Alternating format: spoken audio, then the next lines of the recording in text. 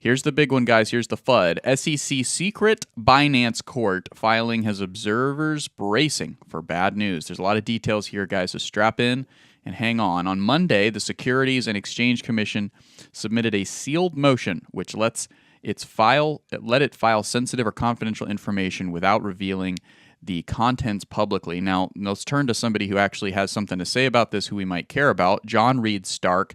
He's the former chief SEC Office of Internet Enforcement, and he's got some things to say. He's got an opinion, believe it or not. Somebody out there in the world has an opinion, and his is that this is only a guess that the U.S. SEC secret and extraordinary court filing, which appears to be highly comprehensive, likely touches upon non-public Binance-related money laundering allegations or other potential criminal conduct. He goes on to say that under any circumstances that this SEC seal-seeking filing is unusual, odd, and uncommon cannot be overstated.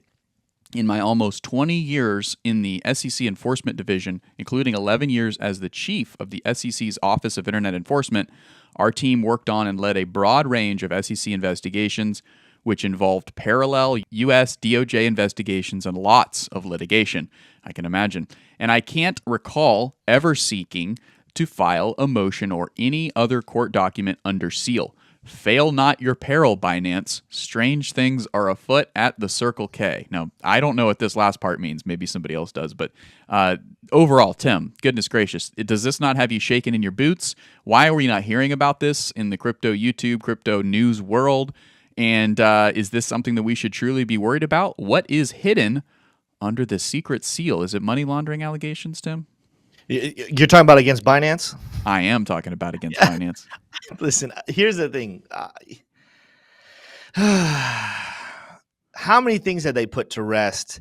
And then they say, well, we have, it's just, I don't know. Like, I have to wait to see something. I have to see what's going to happen before I can make any type of thing. But every time there's an accusation against Binance, it goes away.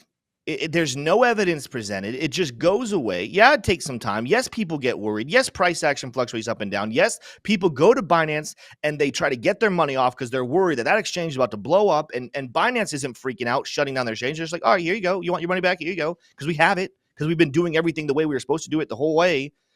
So you combine that with Binance has a very good track record of being found not guilty in this stuff.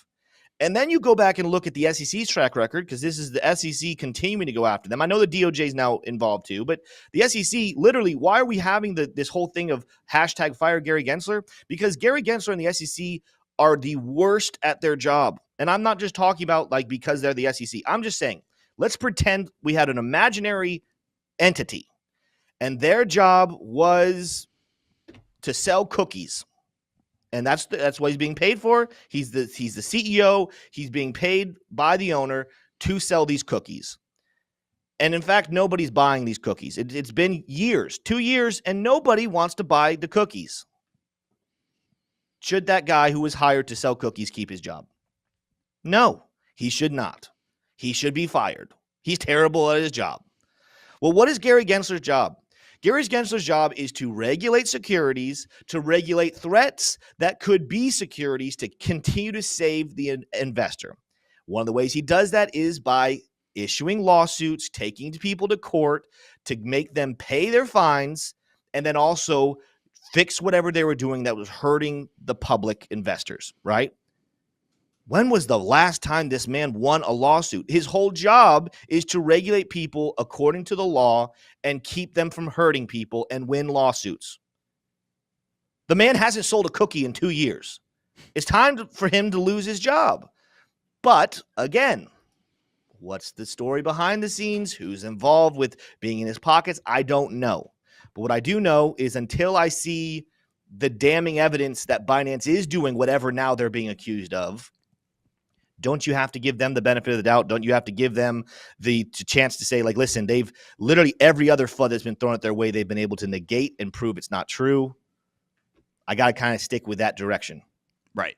So you kind of have these two forces, right, that are very compelling going together, which is that Binance has had so many strong forces come against it that it has overcome over the Yeah. years, Yeah. right? Over the years of operation, whether it be the blockchain itself or the organization or CZ, they've been able to overcome again and again and again.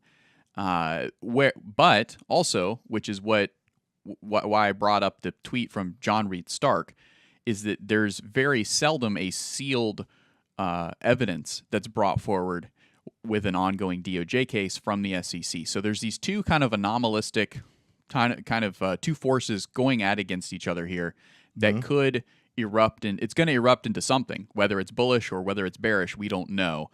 More than likely, it's going to be portrayed as bearish by the media, but whether or not it'll be a nothing burger, I'm not really sure. But it's definitely something to watch, guys. I'm not dismissing it, but I do kind of side with Tim, which is that this is definitely not the first time that FUD has come out against Binance.